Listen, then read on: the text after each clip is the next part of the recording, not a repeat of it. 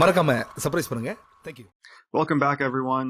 In this video, we're going to see a pretty direct tactic, again involving a double attack and involving some vulnerable targets in Black's position.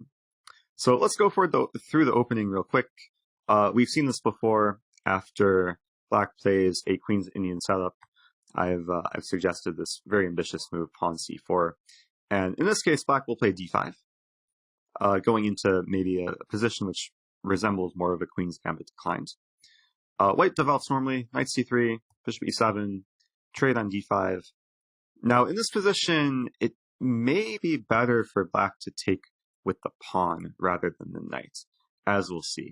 But in this case, Black will take with the knight, which looks very logical. I mean, going for the trade of the minor pieces. So White recaptures, Black takes back. Now bishop d3. And unfortunately for Black, the most natural move in this position is actually just a tactical mistake. Looks very natural for Black to castle.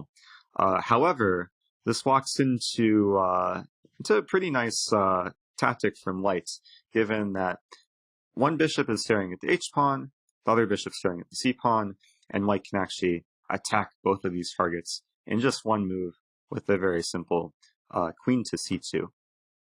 And after this, Black is guaranteed to lose one of these pawns, as c7 and h7 are both attacked twice and only defended once.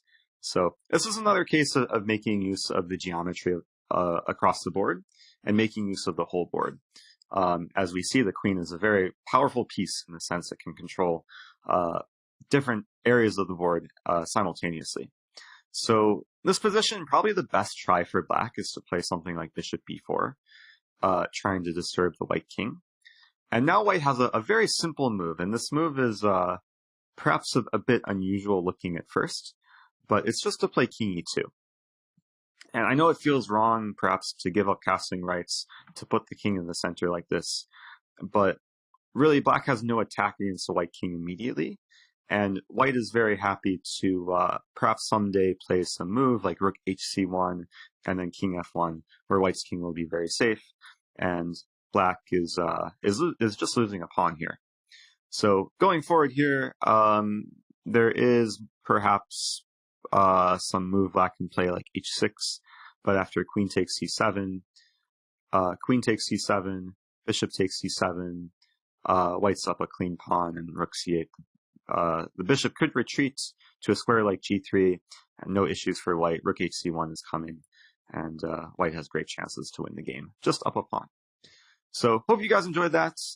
This is something we'll see somewhat often in London, where with the early bishop f4, c7 is a potential target in the middle game, and especially if the c file opens, as we saw in the game, Black had to be very, very cautious of ideas like queen c2 hitting the c7 pawn. So, hope you guys enjoyed that, and I'll see you in the next lesson.